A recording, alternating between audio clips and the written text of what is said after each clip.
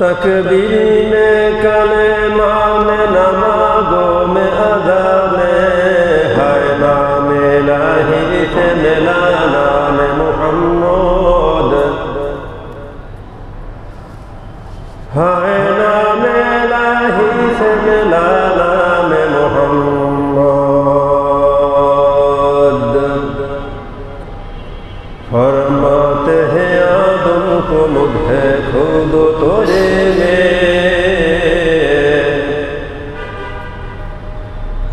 फरमाते हैं आदम को मुझे खुद तोरी में लिखा हुआ तो बाप मिला नाम मोहम्मद लिखा हुआ तो बाप मिला नाम मोहम्मद हाय निम्मे महबूबे मुतलुक का इशारा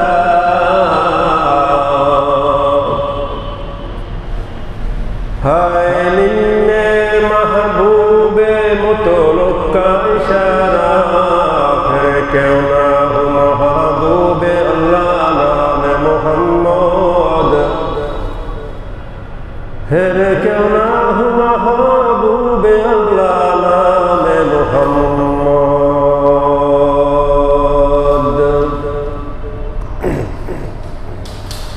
अल्हम्दुलिल्लाह अल्हम्दुलिल्लाह वकफा सलामुन अला इबादिल्लाहिल्लज़ीना इस्तफ़ा अम्मा बअद फ़क़द क़ालल्लाहु तआला फ़ी कलामिहिल मजीद वल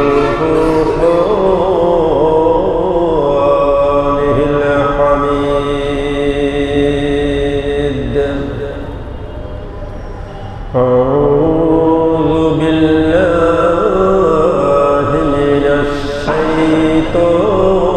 الشيطان الرجيم بسم الله الرحمن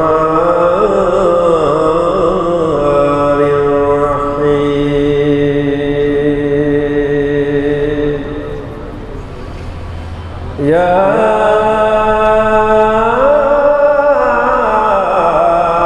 أيها الذين آمنوا ادخلوا في السلم كافة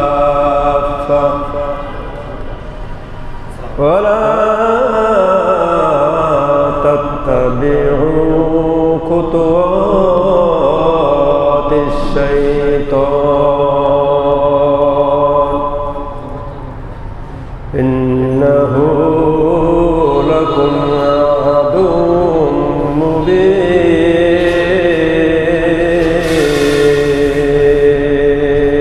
مبين صدق الله العظيم وصدق رسوله النبي الكريم ونحن ذلك من الشاهدين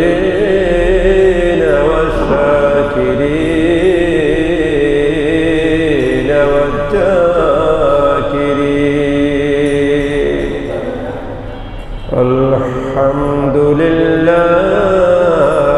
رب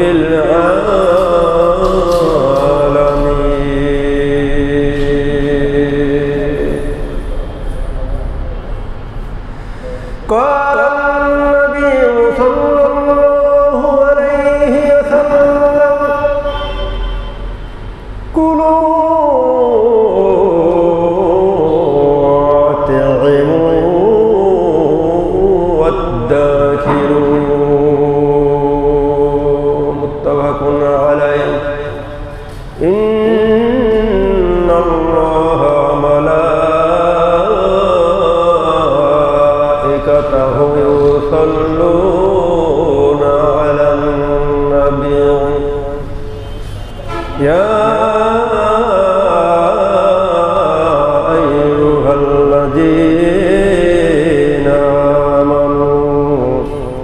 صلوا عليه وسلموا تسليما اللهم صل على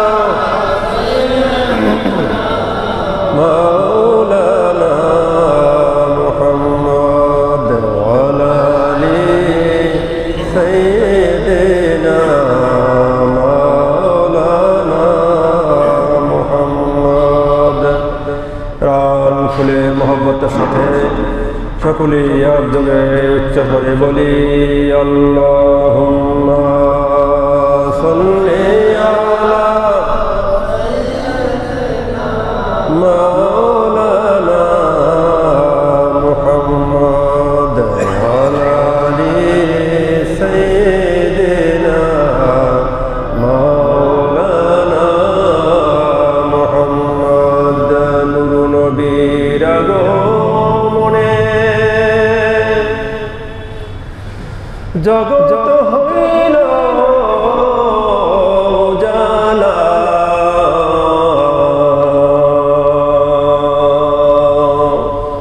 মধুর নামটি জপ মুমিন ওহে মুমিন নিরালা আল্লাহুম্মা সাল্লি আলা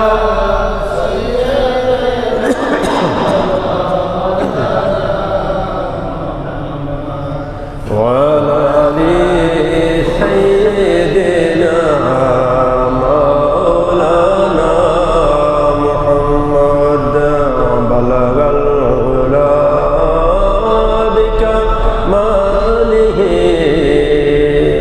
كشف الدجى بجماله حسنت جميع خصاله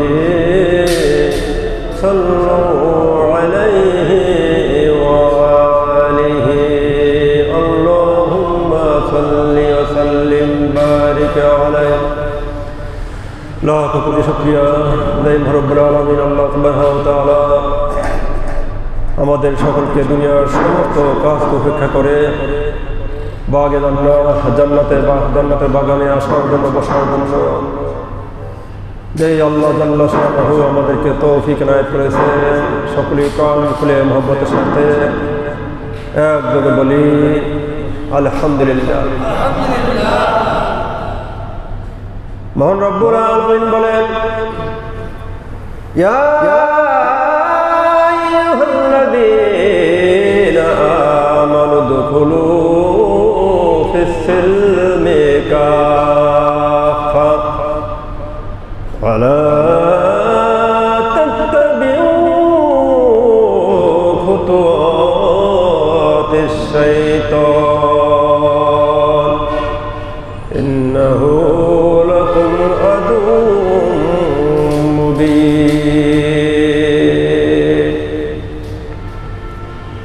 এই আয়াতের যদি ব্যাখ্যা বিশ্লেষণ করতে যাই অনেক সময় প্রয়োজন আমি শুধু টুকু বলে আমি আমার আলোচনায় চলে যাব।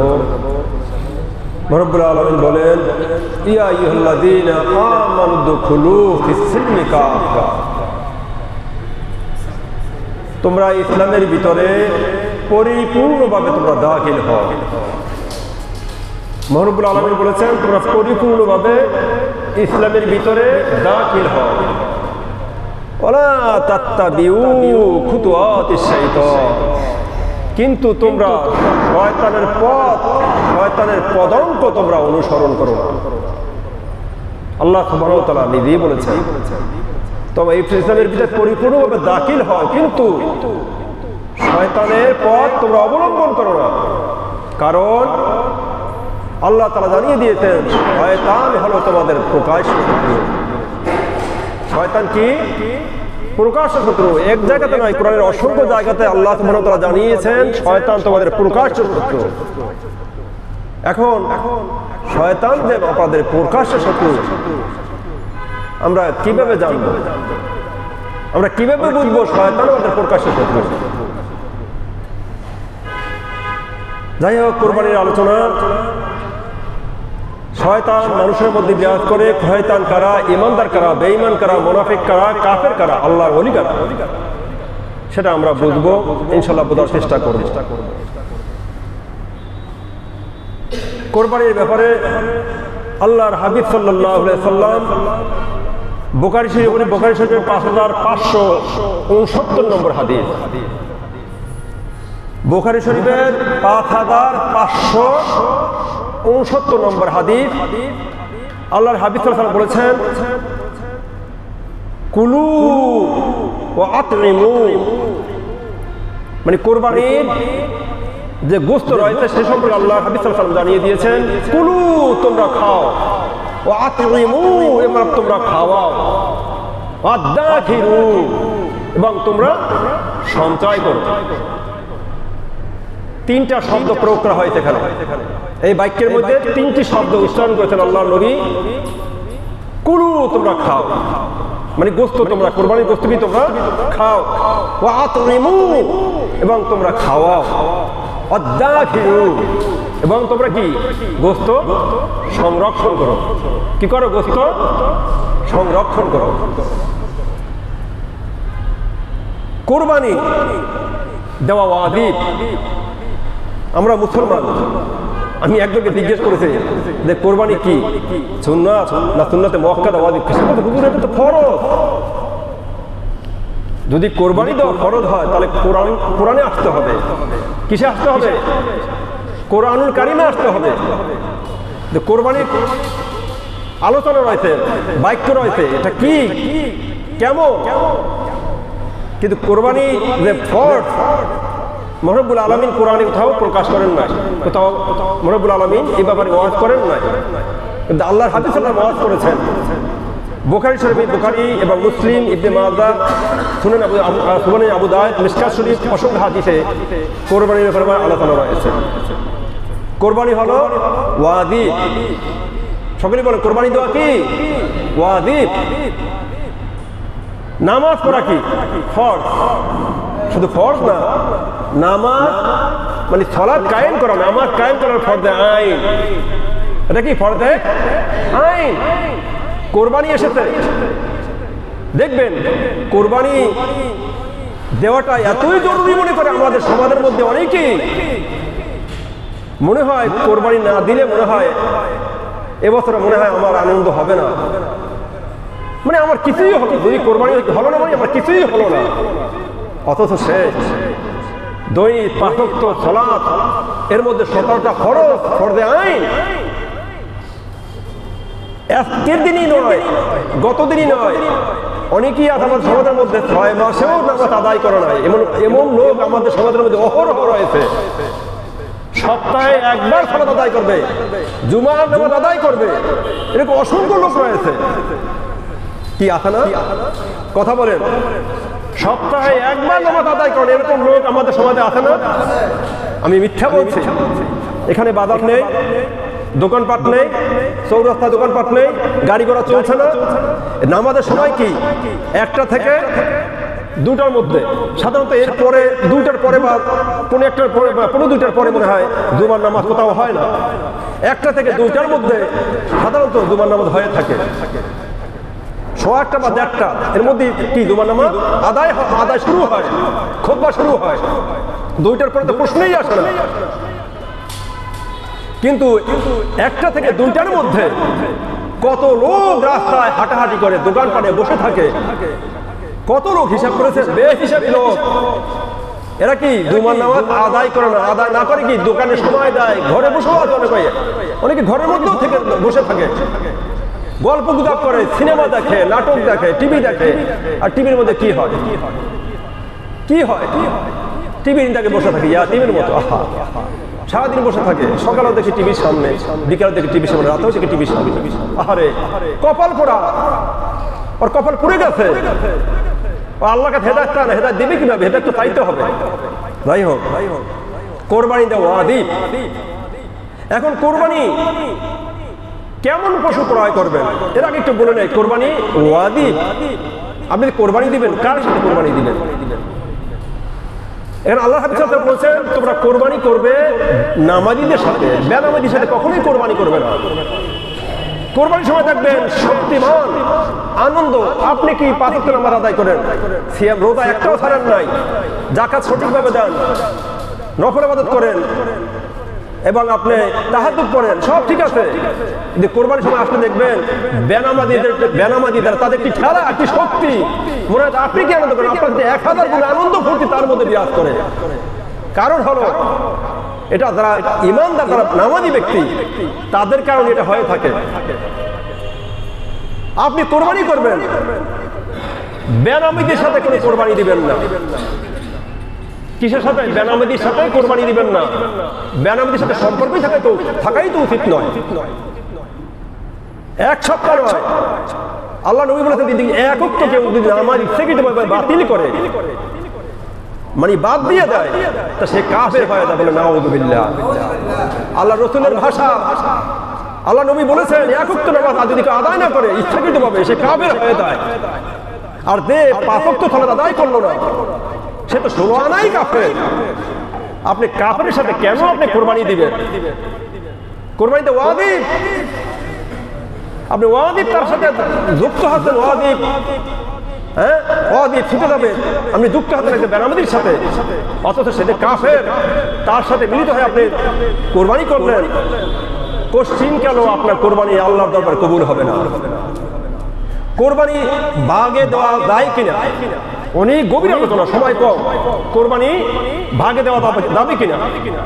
সরকার আল্লাহ হাবিব সাল্লাল্লাহু আলাইহি ওয়াসাল্লাম বলেছেন তোমরা কোরবানি ভাগে দিতে পারবে। অনেকে নিয়ে মতৈক্য করেছে না, কোরবানি 7 ভাগে দেওয়া যাবে না। যারা বলেছেন এদের কোরআন সুন্নাহর জ্ঞান খুবই স্বল্পতা রয়েছে, অনেক কম রয়েছে তাদের মধ্যে জ্ঞানের, মানে কোরআন সুন্নাহর জ্ঞান অনেক কম। কারণ আল্লাহ হাবিব সাল্লাল্লাহু আলাইহি ওয়াসাল্লাম সফরে হাদিসটা বর্ণনা করেছেন, কিন্তু আল্লাহ হাবিব সাল্লাল্লাহু আলাইহি ওয়াসাল্লাম এটা তো উল্লেখ করে না, নির্দিষ্ট করে নাই যে এটা শুধু সফরেই তোমরা কোরবানি করতে পারবে 7 ভাগে, কিন্তু সফরের বাহিরে তোমরা 7 ভাগে কোরবানি করতে পারবে না।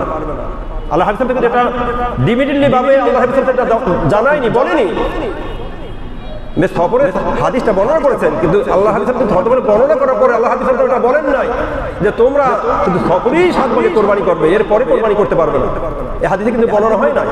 এর মানে আপনার ধরে নিতে হবে এই হাদিসটি দেয়া বোঝা যাচ্ছে যে 7 ভাগে কোরবানি দেওয়া যাবে।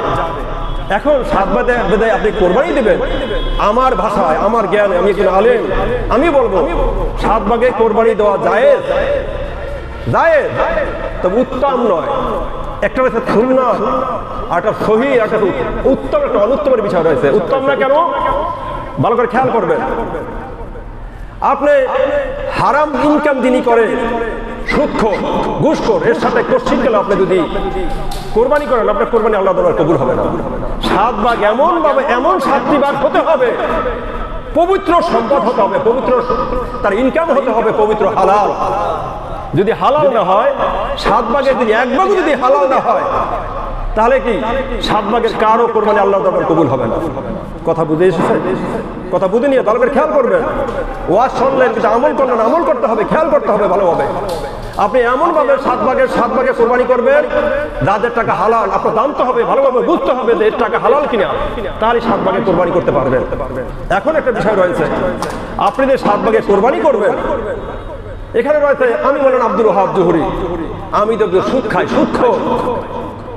আপনি আমার সাথে যদি কোরবানি করেন, তাহলে কোরবানি কি আপনার কি আল্লাহ দরবার কবুল হবে না? আমাকে বাদ দিলেন, আপনি 7 জন মিলাতে গেলে দেখা করে আরেকজন পাইলেন, আপনার আব্দুল্লাহ বা আব্দুর রহমান তাকে পেলেন, এখানে একজন পেলেন, আর খুঁজে পাচ্ছেন না। হে তালতলা মোড়ে যাই আরেকজন পেলেন, তালতলা মোড়ে আর তৃতীয় ব্যক্তি আর পাচ্ছেন না, যেতে হবে এই শালনাতে, শালনার পর যেতে হবে সেই আপনার ঢাকাতে, বা আপনার দেখা গেল আপনার সেই আব্দুল্লাহপুর যেতে হবে। কারণ 7টি ভাগ সহি এরকমের আপনাদের এলাকা 7 ভাগ সহি এরকম ভাগ আপনি পাবেন না। আমি 100% সিওরিটি বলতে পারি 7 ভাগ সহি অবস্থায় আছে, ইনকাম হালাল এবং বেনামাজি নয়, নামাজি। কোন এলাকায় আপনি এভাবে 7 ভাগ পাবেন না। আমি নিজে চেষ্টা করে দেখেছি, আমি নিজেই কোরবানি করেছি, আমার সন্দেহ ছিল কোরবানি করতে গিয়ে কোরবানির মধ্যে আমি জিজ্ঞেস করছি যে সবাই গরুর মগজ পেয়েছে, আমার বাচ্চারা মগজ পছন্দ করে, আমি মগজ পছন্দ করি, গরুর মগজগুলো কোথায়? খোঁজাখুঁজি শুরু হলো, কিন্তু মগজ আর খুঁজে পাওয়া গেল না। আপনি বলেন কোরবানি কি আল্লাহর দরবারে কবুল হবে? 7 ভাগে এমন ভাবে কোরবানি করতে হবে কারো ভাগে 200 গ্রাম গোশত বেশি দেওয়া যাবে না। অনেক সময় দেখা যায় পা নিয়ে টানাটা শুরু হয়, কেউ পাহাড় 4টা ভাগ দিয়ে 7টা ভাগ, 7টা পা থাকা দরকার নয়। তখন দেখি অনেকে মাথার চামড়া ভাগাভাগি করে, না আমি মাথার চামড়া নেবো না, আমি নেবো খুরা, আমি খুব নেবো খুরা খুব মজা। এখন বলেন এই নিয়ে আলোচনা করতে গেলে বহু সময়ের প্রয়োজন। এই জন্য 7 ভাগে কোরবানি দেওয়া কি সহি নয়, উত্তম নয়, এটা অনুত্তম কাজ। কথা বুঝতে পেরেছেন? অনেকেই আবার আকিকা কোরবানির সাথে আকিকা মিলায়, আকিকার আলোচনা করেছি। আপনার সন্তান জন্মগ্রহণ করেছে 6 মাস আগে, 10 মাস আগে, আপনি কোরবানির সাথে কিভাবে মিলাচ্ছেন? কোরবানি যেমন একটা ইবাদত, তেমনি আকিকাও তেমনি একটা ইবাদত। আপনি কোরবানির সাথে তো আকিকা মিলাতে পারেন না। আপনি বুঝবেন কিভাবে যে আপনার সন্তান কোরবানির 1 সপ্তাহ জন্মগ্রহণ করবে, আর সন্তান জন্মের 1 সপ্তাহের মাথায় আপনার কোরবানি? এটাই তো হতে হবে, তাই না? কেন আকিকা হলো আল্লাহ হাদিসে বলেছেন, সহিহ হাদিসের বর্ণনা, তোমার সন্তান জন্মগ্রহণ করেছে 7 দিনের মাথায়, নতুবা 7 দিন পরে 8ম দিনে তুমি তোমার সন্তানের সুন্দর নাম রাখবে, মাথা মুন্ডন করবে এবং আকিকা করবে। কেন আকিকা করবে? কারণ আকিকা হলো টিকা। তোমার সন্তান জন্মগ্রহণ করেছে, এটা খুশির বিষয়। তুমি জানান দাও আমার সন্তান জন্মগ্রহণ করেছে, ছেলে এবং মেয়ে যেটাই হোক, জানান দাও মানুষের মধ্যে যে আমার মেয়ে জন্মগ্রহণ করেছে। আর আকিকার বিষয় হলো দিতে হবে ছাগল দিয়ে। ছাগলের কথাই বলা হয়েছে, এটা উত্তম।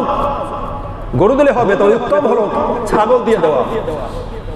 কথা বুঝতে পেরেছেন? গভীর আলোচনা এক্সপ্লেইন করতে গেলে অনেক সময় প্রয়োজন। আকিকার সাথে কোরবানির মিশ্রণ করা যাবে না। কোরবানি আলাদা ইবাদত, আকিকা আলাদা ইবাদত। কেউ যদি আল্লাহ হাদিসে পাওয়া গেছে, তবে সেই হাদিসের ব্যাপারে মতনৈক্য করা হয়েছে। কেউ যদি 7 দিনের মাথায় কোরবানি আকিকা না দিতে পারে, 14ম দিনে আকিকা করবে। 14ম যদি আকিকা না দিতে পারে, সে 21তম দিনে আকিকা দিবে। এরপর যদি কেউ 21তম দিনেও যদি আকিকা না করতে পারে, যখন মন চায় তখন সে আকিকা করতে পারবে। তবে উত্তম হলো, সহিহ সুন্নাহ হলো, সন্তান জন্মের 7 দিনের মাথায় আকিকা করতে হবে। দুই সন্তানকে যদি কেউ সুস্থ দেখতে চান, সন্তানকে যদি আপনি স্নেহ করেন, ভালোবাসেন, আর সন্তানের ভবিষ্যৎ যদি উজ্জ্বল কামনা করেন, তাহলে সন্তান জন্মগ্রহণের 7 দিনের মাথায় আকিকা করতে হবে। এটাই সুন্নাহ। আপনি 14তম দিনে 21তম দিনে দিতে পারলেন না, আপনি সারা জীবন না দিলেও চলবে। কিন্তু যদি দিতে চান, এটা হল সন্তানের জন্য টিকা, সন্তান সুরক্ষার জন্য, সুরক্ষা থাকবে, সন্তান ভালো থাকবে, সুস্থ থাকবে, তাহলে আকিকা দিতে হবে 7 দিনের মাথায়। যাই হোক, আমরা কোরবানি করি আল্লাহর উদ্দেশ্যে। আল্লাহর কাছে গোশত দেয় না। আল্লাহর কাছে কি গোশত দেয়? আল্লাহর কাছে দেয় হলে কি? তাকওয়া। কি দেয়? তাকওয়া দেয়। পশু ক্রয় করবেন, মোটা তাজা দেখে নয় যে গোশত বেশি হওয়া দরকার, এভাবে নয়। আপনি পশু ক্রয় করবেন সুন্দর দেখে। যখন কেউ বিয়ে করে দেখবেন শুধু সুন্দর দেখে, চামড়া সাদা দেখেই সে বিয়ে করে না। সে জানতে চায়, বুঝতে চায় যে এই মেয়ে সুন্দর হোক, কালো হোক, সে সংসারী হবে কিনা, তার চরিত্র ভালো কিনা, তাকে নিয়ে ভবিষ্যতে দাম্পত্য জীবনে কলহ থেকে মুক্ত থাকতে পারবো কিনা, আমি সুখী হতে পারবো কিনা, এটাই তো দেখে, তাই না? কোরবানির পশু ওইভাবে ক্রয় করতে হবে, কারণ আল্লাহর কাছে রক্ত যায় না, গোশত যায় না, যায় তাকওয়া। কোরবানির পশু যখন জবাই করে আল্লাহর দরবারে যদি কবুল হয়ে যায়, তো ওই পশু কাল কিয়ামতের মাঠে শিং, কান, লেজ নিয়ে আল কিয়ামতের মাঠে উঠবে, বলে সুবহানাল্লাহ। এই জন্য পশু সুস্থ হওয়া দরকার। কান কাটা, শিং ভাঙা, লেজ কাটা, এই ধরনের পশু দিয়ে কি কোরবানি দেওয়া জায়েজ নেই। যদি কেউ কোরবানি করে, তার কোরবানি আদায় হবে না, শুধু গোশত খাওয়াই হবে। কি খাওয়া হবে? শুধু গোশত খাওয়া, সে গোশত খেতে পারবে, কিন্তু কোরবানি কি হবে না। যাই হোক, আমরা সজাগ থাকবো কোরবানি দেওয়ার জন্য। আমি বলবো এটা আমার থিঙ্ক, একটা পপুলার, একটা পপুলারিটি, পপুলার এবং পপুলার, জনপ্রিয় এবং জনপ্রিয়তা, এটাই যে কোরবানি দিবেন একা, বকরি দিয়ে দেন, খাসি দিয়ে দেন। ওলামা কেরাম বলেছেন তোমরা খাসি দিয়ে কোরবানি দিবে, এটাও অনুত্তম। কারণ বড় বড় ওলামা কেরাম তারা বলেছেন খাসি দিয়ে এই জন্যই কোরবানি দেওয়া উত্তম নয়, এটা অনুত্তম কাজ। কারণ হলো অঙ্গহীন পশু দিয়ে কোরবানি করা যাবে না। অঙ্গহীন পশু দিয়ে কি কোরবানি করা যাবে না। যখন একটা ছাগলকে পাঠাকে যখন কেউ খাসি বানিয়ে ফেলে তখন সে কি হয়, অঙ্গহীন হয়ে যায়। কি হয়ে যায়? অঙ্গহীন হয়ে যায়। আল্লাহ বলছেন তুমি কোথায় পেয়েছো অঙ্গহীন? তুমি অঙ্গহীন করে ফেলো। এখানে অঙ্গহীন কোন প্রাণী আল্লাহ দরবার কবুল হয় না। কি হয় না? কবুল হয় না। তাই এখানে কি দিতে হবে? অনেকেই চিন্তা করে যে গন্ধ আসে, এটা অঙ্গহীন। ফ্রেশ কি ফ্রেশ গন্ধ হয় না, গোস্ত খাবো, টেস্ট যদি না হয়, গন্ধ হয়, তাহলে কেমন হয়?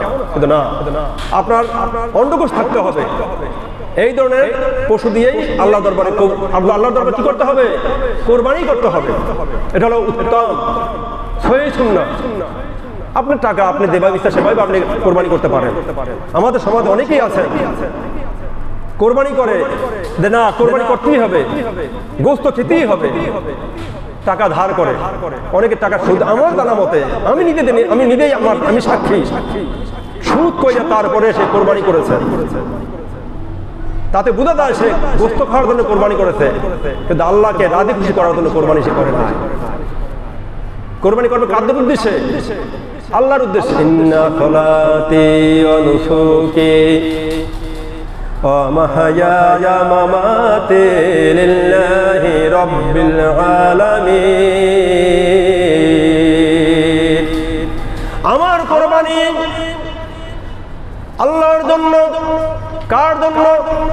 আমার কোরবানি আল্লাহর জন্য। আমার জীবন আল্লাহর জন্য, আমার মৃত্যু আমার জন্য। যদি আমি বলে থাকি এটা যদি আমার অন্তরের কথা হয়ে থাকে, তাহলে বাস্তবের সাথে মিল হতে হবে। আপনি মুখে বলেন এক কথা আর অন্তরের সাথে বলেন অন্য কথা। যেটা অন্তরে প্রকাশ হবে সেটাই মুখের সাথে মিল হতে হবে।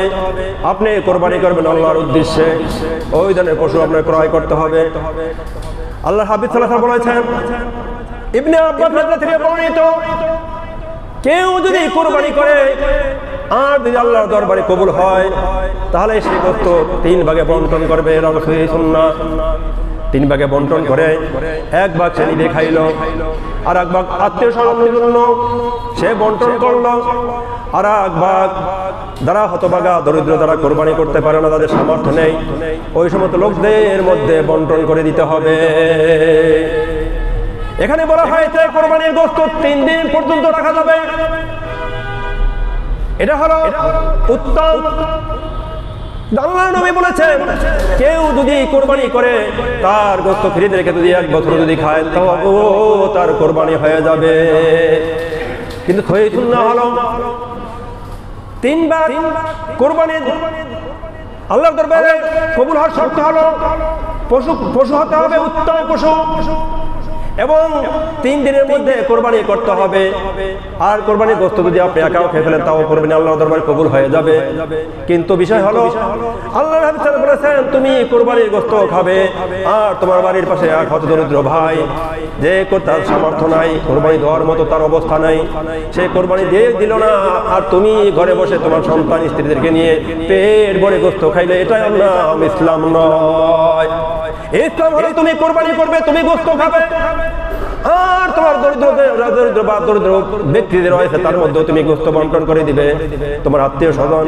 আল্লাহর নবী বলেছেন ওই ব্যক্তি প্রকৃত মুসলমান নয় যিনি কোরবানি করলো আর উত্তম ভাবে তার আত্মীয় স্বজনদের মধ্যে বন্টন করলো না, ওই ব্যক্তি আমার উম্মত নয়।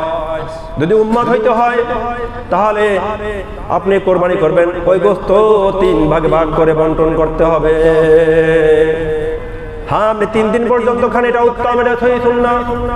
আপনি যদি 3 দিন পরেও যদি ফ্রিজে রেখে আপনি গোশত খান তাহলে কোরবানি হয়ে যাবে। না না, কোরবানি হবে না এমনটা নয়। কিন্তু উত্তম হলো যদি আপনি 3 দিন পরে দেখা যায় আপনি গোশত খাবেন, আর গরিবদের যিনি গোশত নিয়েছেন তার গোশত 2 দিনের মধ্যেই শেষ।